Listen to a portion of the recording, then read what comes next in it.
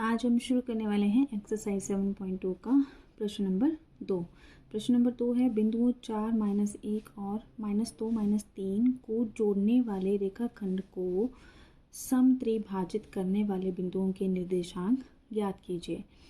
Question बोलता है कि हमारे पास देखो दो बिंदु देखे रखे हैं। इस रेखाखंड को जो है वो कितने 3 बराबर भागों में डिवाइड यानी कि विभाजित किया गया है। ये देखो समत्रिभाजित। समत्रिभाजित का मतलब होता है कि 3 बराबर भागों में, सम का मतलब होता है बराबर, त्रि का मतलब हो गया 3, भाजित विभाजित है वैसे, ठीक है। भाजित का मतलब क्या हो गया कि विभाजित किया गया। तो इस रेखाखंड को 3 बराबर भागों में विभाजित किया गया है, ठीक है। अगर 3 बराबर भागों में विभाजित किया गया है तो कैसे करना है, जैसे ये देखो 3 बराबर भागों में विभाजित हो गया।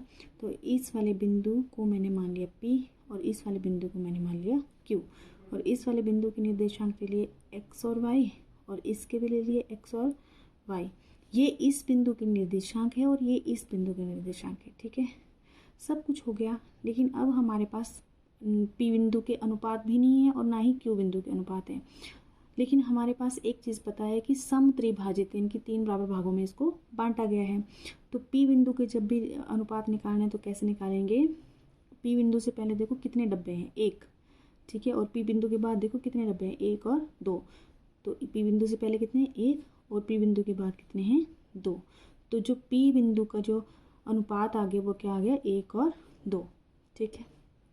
वैसे ही Q बिंदु के निकालने होंगे तो Q के कैसे निकालेंगे, Q के देखो Q से पहले कितने डब्बे हैं, 2 डब्बे हैं तो 2 ले लिया, ठीक है। ऊपर जैसे लिख रही हूँ ताकि मैं बाद में मिटा दूंगी फिर इसको, ठीक है। Q बिंदु भी फिर हम बाद में ले लेंगे।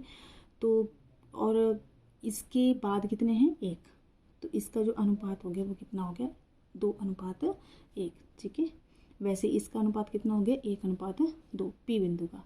तो सबसे पहले हम क्या करेंगे, P बिंदु के लिए लिखेंगे, ठीक है। चलो करते हैं शुरू। लिखना क्या है, P के निर्देशांक, P के निर्देशांक ज्ञात करने के लिए, ठीक है। अगर हमें P के निर्देशांक ज्ञात करने होंगे तो कैसे करेंगे, हमारे पास फॉर्मूला हमें पता है x। सबसे पहले हम x का कैसे निकालते हैं, m1 x2 जमा m2 x1 बटे में m1 जमा m2, ये इसका फॉर्मूला होता है।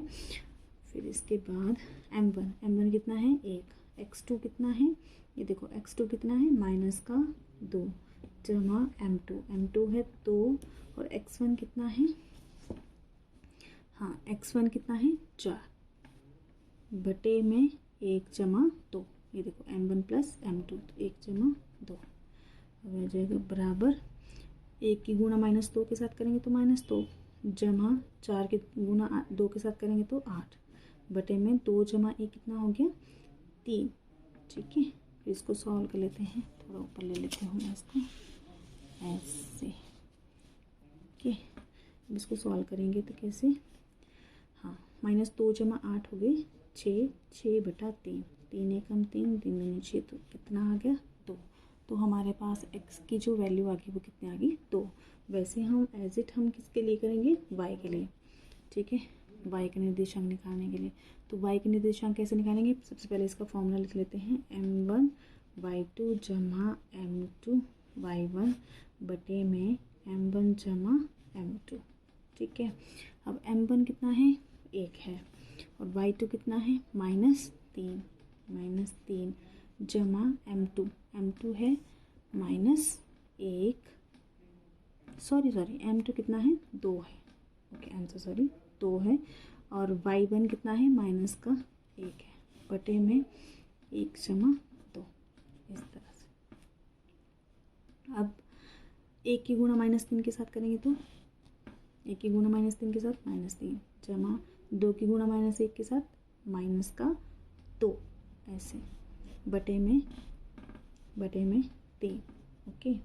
फिर दोबारा से अगेन कितना हो जाएगा, -3 प्लस माइनस का 2 बटे में 3, ठीक है। फिर कितना आ गया, -3 -2 कितना हो गया, -5 बटे में 3। तो y की जो वैल्यू आ गई वो कितनी आ गई, यहाँ पे -5/3 और x की कितनी आ गई थी 2, ये ठीक है। अब वैसे ही हम किसके लिए करेंगे, अब q के लिए, ठीक है। तो मैं यहाँ जैसे लिख रही हूँ इसको, सॉरी यहाँ जैसे कर रही हूँ मैं, हाँ लिखना क्या है, q के निर्देशांक ज्ञात करने के लिए, ठीक है। क्यू के निर्देशांक ज्ञात करने के लिए, अब क्यू के निर्देशांक भी सेम हमने वैसे ही ज्ञात करने होते हैं। अब देखो क्यू के मैंने क्या बोला था यहाँ पे, क्यू से पहले कितने डब्बे हैं 2 और क्यू के बाद 1, तो 1, ठीक है। तो इसके जो हमारे पास, आप इसके लिए अलग से बनाना, ठीक है। मेरे पास यहाँ पे जगह नहीं है इसलिए मैं आपको यहीं पे समझा रही हूँ इसको, आपने इसके लिए अलग से बनाना है, ठीक है। तो यहाँ पे क्यू के लिए कितने हैं 2:1। चलो शुरू करते हैं। हम सबसे पहले x के लिए निकालेंगे, तो x की जो फॉर्मूला है वो है m1x2 m2x1 बटे में m1 जमा m2, ओके। अब m1 कितना है 2 है, ठीक है, यहाँ देखना है, अब ये वाला है ना, तो m1 कितना है 2 है गुणा -2 x2 कितना है -2 जमा m2 1 है और x1 कितना है 4 बटे में 2 जमा 1, इस तरह से, ओके।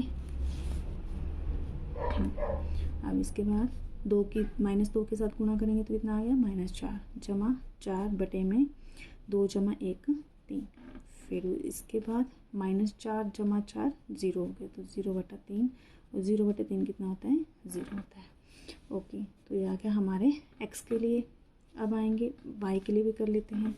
तो y के लिए यहाँ पे y का सबसे पहले फॉर्मूला लिख लेते हैं, ठीक है। तो y के लिए जो फॉर्मूला होता है वो क्या होता है, m1 y2 जमा m2 y1 बटे में m1 जमा m2, इस तरह से, ठीक है। अब इसके बाद है अब m1 की वैल्यू थी 2, अब y1 की कितनी है, यहाँ देखेंगे y1 की -1 नहीं, m1 y2 की कितनी है -2 जमा, उसके बाद m2 कितना है 1 गुणा y1 -1, तो 1 गुणा -1 1 गुणा -1 और बटे में m1 जमा m2 की 2 जमा 1, ओके। इसी को सॉल्व करना है। अब 2 की -2 के साथ गुणा करेंगे तो कितना आएगा -4, ये आ गया -1 1 की गुणा -1 के साथ -1 बटे में, ये y की कर रहे हैं ना, तो y की जब हम कर रहे हैं तो -3 और साथ में -1 आएगा, तो यहाँ पे y2 कितना है हमारे पास, अब ठीक है, ये -6 -1 बटे में 3, अब इसके कितना आ गया -7/3, तो y की जो वैल्यू आ गई वो कितनी आ गई -7/3, ठीक है। तो यहाँ पर जो p के जो निर्देशांक x और y के जो निकले हैं, x कितना निकला है 2 और y कितना निकला है -5/3, ठीक है। वैसे ही q के जो निर्देशांक निकले हैं वो x के लिए कितना निकला है 0 और y के लिए कितना निकला है -7/3, ठीक है। तो ये था हमारा आज का क्वेश्चन। नेक्स्ट क्वेश्चन जो है वो आपको नेक्स्ट वीडियो में मिलेगा, ठीक है। धन्यवाद।